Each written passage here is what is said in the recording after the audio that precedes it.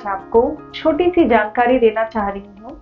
जो कोई भी पेशेंट पर्दे का ऑपरेशन यानी विट्रोरेटिनल सर्जरी कराते हैं, उनको क्या प्रिकॉशन, क्या पोजीशनिंग लेनी चाहिए, क्योंकि पेशेंट के बहुत सारे मिथ होते हैं कि कैसे लेटना है, कितने घंटे लेटना है। तो वो चीज़ें थोड़ी सी इम्पोर्टेंट हैं जो कई बार पेशेंट ठीक से समझ नहीं पाते और फॉलो नहीं कर पाते। यूजुअली जब हम रेटिना की सर्जरी करते हैं यानी कि रेटिनल डिटैचमेंट की सर्जरी करते हैं तो आंखों के अंदर ऑयल डालते हैं, सिलिकॉन ऑयल डालते हैं। उसके बाद हम पेशेंट को एक पोजीशन बताते हैं। इसमें पेशेंट को बेड के ऊपर उल्टा लेटना है और उसका हाथ, दोनों हाथ माथे के ऊपर होने चाहिए और आपने उल्टा लेटना है। आप चाहें तो अपने चेस्ट के नीचे एक पिलो रख सकते हैं अपने आप को कंफर्टेबल करने के लिए। इस पोजीशन का मेंटेन करना जरूरी है और ये दिन में 12 से 14 घंटे ऐसा करना पड़ता है।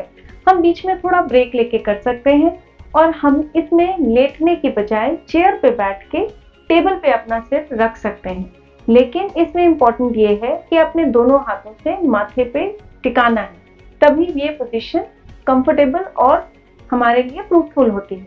कभी कभी पेशेंट हाथों का इस्तेमाल किए बिना ही सिर्फ अपने माथे को ऐसे उल्टा कर लेते हैं और बैठे रहते हैं, लेकिन इसका कोई फायदा नहीं होता। गर्दन में दर्द अलग होता है और हमें कोई बेनिफिट नहीं मिलता इसका।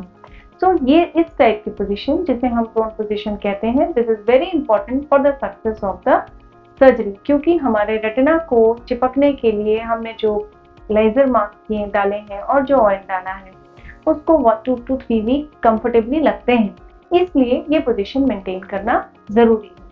कभी कभी हम पेशेंट को हेड एलिवेटेड पोजीशन देते हैं। हेड एलिवेटेड पोजीशन क्या होती है? इस पोजीशन में हमने सिर के नीचे 2 तकिए का इस्तेमाल करना है और ऐसे ही पोजीशन रखनी है जितने भी आवर्स के लिए हमें बताया जाता है।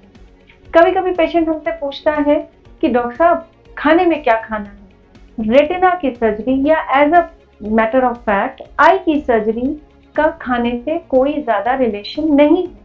आप अपनी नॉर्मल बनी हुई डाइट जो घर में बना है वो खा सकते हैं। केवल हम पेशेंट को 1-2 दिनों के लिए बहुत हेवी फूड खाने के लिए अवॉइड करते हैं।